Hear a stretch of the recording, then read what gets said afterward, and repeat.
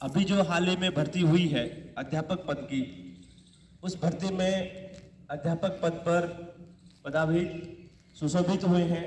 ये विद्यालय के लिए, हम सबके लिए गौरव की बात है। मैं चाहता हूं कि आप तालियां बजा के अभिवादन करें।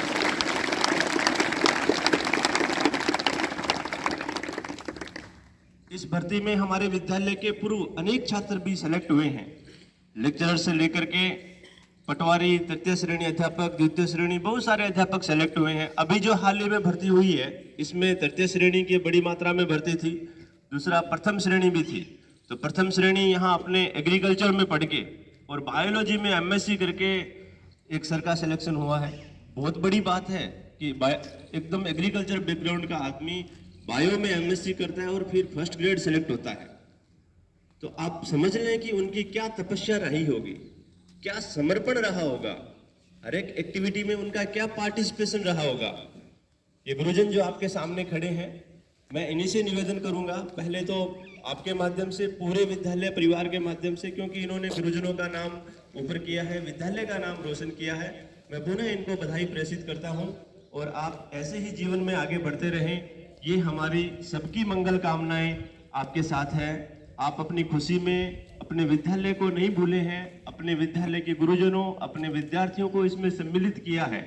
इसके लिए विद्यालय परिवार, समस्त स्टाफ साथी आपके बहुत आभारी हैं। मेरा आपसे निवेदन रहेगा कि आप अपने शैक्षणिक जीवन के कुछ अनुभव और बच्चों को प्रेरित करने के लिए 2 शब्द कहें। गुड मॉर्निंग बच्चों। मैं इसी सरकारी स्कूल में पढ़ा हुआ हूँ 8वीं से 12वीं तक। और जब 8वीं क्लास में यहाँ पे आया था तो कई गुरुजन थे जो अभी तो यहाँ नहीं दिखाई दे रहे हैं, और बाकी जैसे संजय सर हैं, इनके मार्गदर्शन के अंदर मैंने मतलब काफ़ी कुछ मतलब अचीव किया है।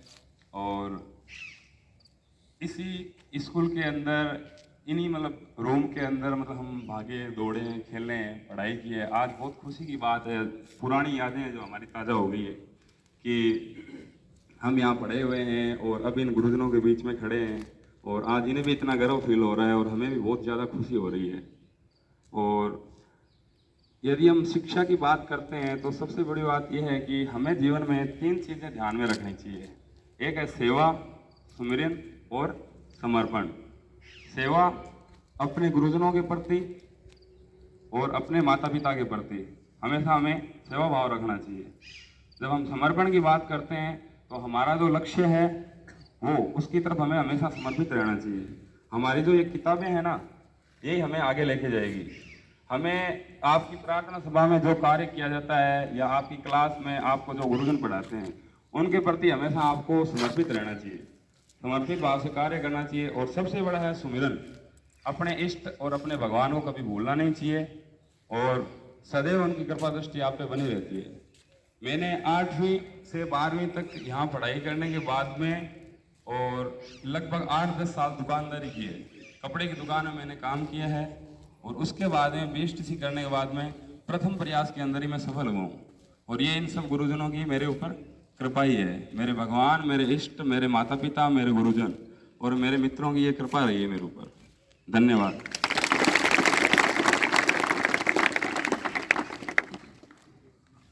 Good morning everyone.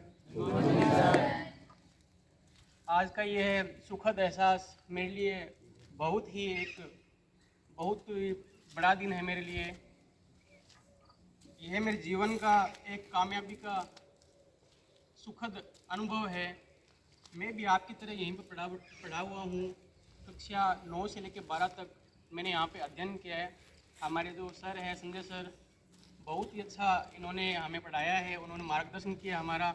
उसके बाद जो हमारा निरंतर अध्ययन है वो ही जो हमें आगे लेकर जाता है। और आपसे भी यही मेरी एक विनती है या आपसे एक रिक्वेस्ट है कि आप निरंतर अध्ययन कीजिए और अपना बेस्ट दीजिए।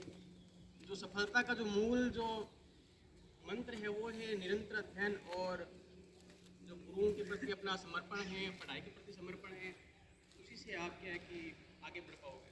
धन्यवाद।